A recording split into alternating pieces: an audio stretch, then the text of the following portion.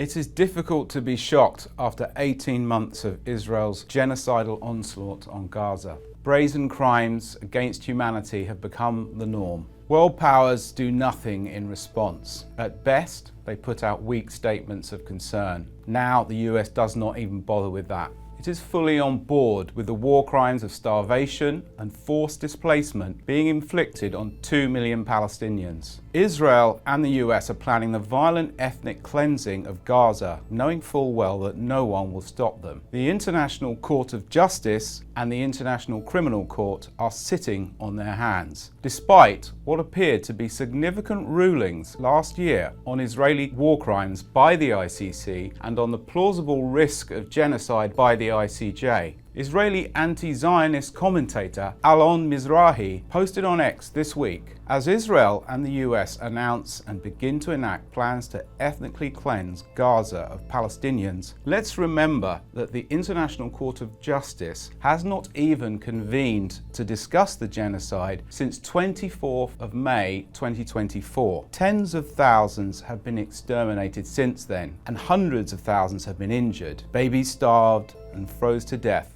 and thousands of children lost limbs. And he finishes saying, not a word from the ICJ. Zionism and American imperialism have rendered international law null and void. Everyone is allowed to do as they please to anyone. The post-World War II masquerade is truly over. Under the US Joe Biden administration, Secretary of State Antony Blinken and US spokesperson Matt Miller, he of the smirks, would make performative statements about concern over the killing of Palestinians with the weapons they had supplied. Today, under the Donald Trump administration, even the mask of respect for the rituals of international diplomacy has been thrown aside. This is the law of the jungle, and the winner is the government that uses superior force to seize what it believes is theirs and to silence and destroy those who stand in their way. Israel has systematically targeted aid and emergency workers since the start of its war on Gaza, killing more than 400. Last week, a group of Palestine Red Crescent Society, civil defense and UN staff rushed to the site of Israeli airstrikes to rescue wounded Palestinians in southern Gaza. Only one returned. Israeli forces committed a heinous, deliberate massacre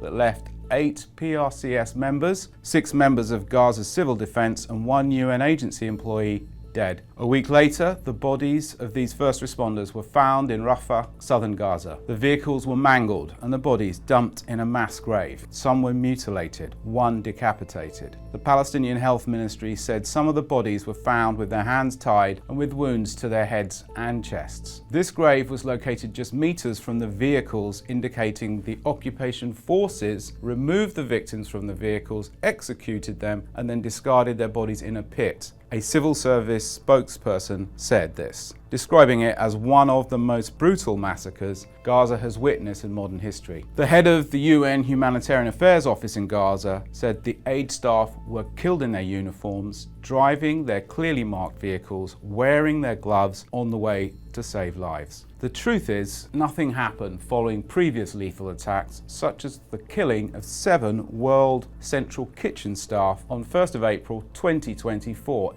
exactly 1 year ago, when the victims were British, Polish, Australian, Palestinian, and a Canadian American. Despite a certain uproar that was absent when dozens or hundreds of Palestinians were massacred, Israel was not sanctioned by Western powers or the UN, and so it continued killing aid workers. The international response to this latest massacre?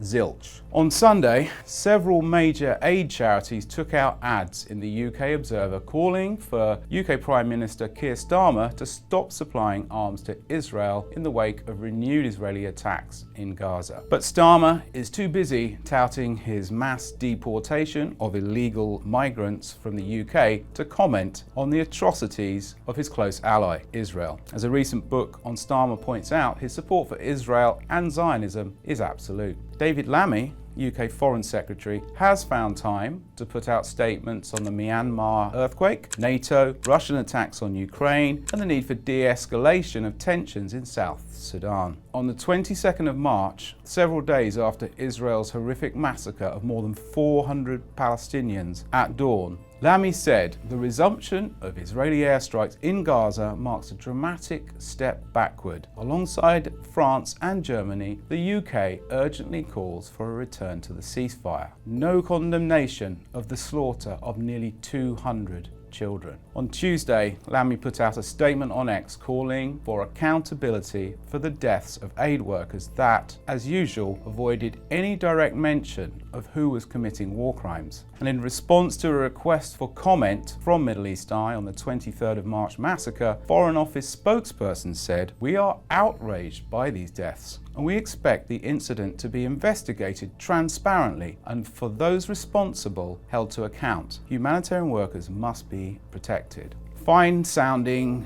empty words. The big powers and their allies are committed to the violent reordering of the map. Palestine is to be forcibly absorbed into Israel with US backing. Russia has seized eastern Ukraine. Smaller nations can be attacked with impunity from Yemen to Lebanon to Greenland. There's no US invasion plan as yet, but the mood music is growing louder with every statement from Trump and Vice President JD Vance. Previously, in the post-war world, adherence to international law was the official position of great powers, including the US and the Soviet Union. Israel, however, never had time for international law. It was the pioneer of the force is right doctrine. That doctrine is now the dominant one, and anyone standing up for human rights and peace is now the enemy of the state, whether in Palestine, London, or at Columbia University. This is the lawless New World Order of 2025.